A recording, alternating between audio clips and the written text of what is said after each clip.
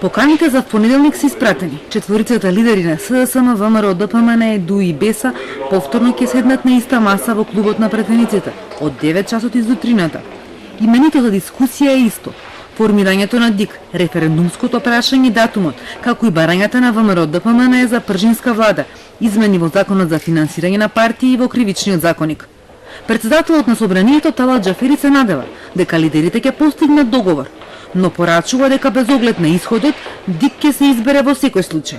Во интервјуто за Мија Џафери вели: ако партиите постигнат консензус, предлагачот може да ги повлече предложените законски измени со кои ДИК ќе събира со 61 пратеник, наместо двотретинско мнозинство.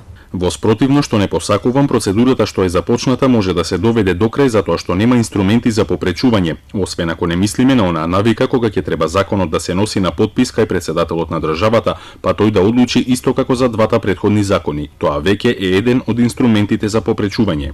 Џафери вели дека се уште нема определен датум за референдум, поради што и собранието нема последен рок во кој треба да го распише референдумот.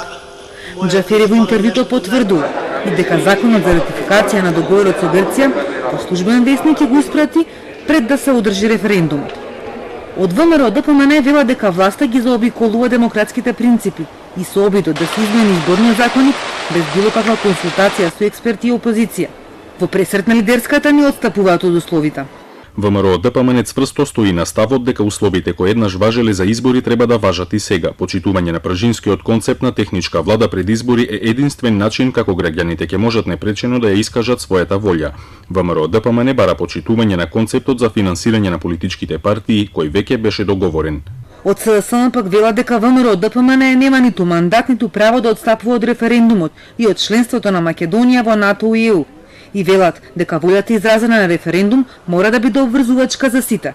Сите партии, особено ВМРО ДПМН, кои со години се залагаа за членство во Европската Унија, НАТО и за референдумско изјаснување за договорот за името, имаат обврска да ги повикаат граѓаните да се изјаснат за стратешките интереси на државата и потоа обврзувачки да го испочитуваат гласот на граѓаните. Од ДПА, која е дел од владеачкото мнозинство, најавија целосна поддршка на договорот и референдумот.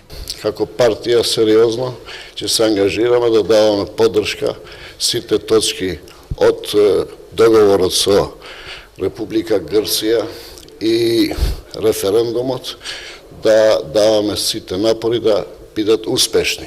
Датумот за референдум се определува меѓу 60 и 90 дена од носењето на одлука за референдум.